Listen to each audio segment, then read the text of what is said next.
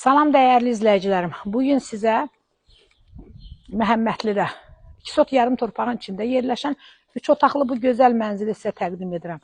Əzizlərim, evimizin sənəti qufçadır. Qiyməti 75 min manatdır. Buyurun əzizlərim, evimizlə tanış olun.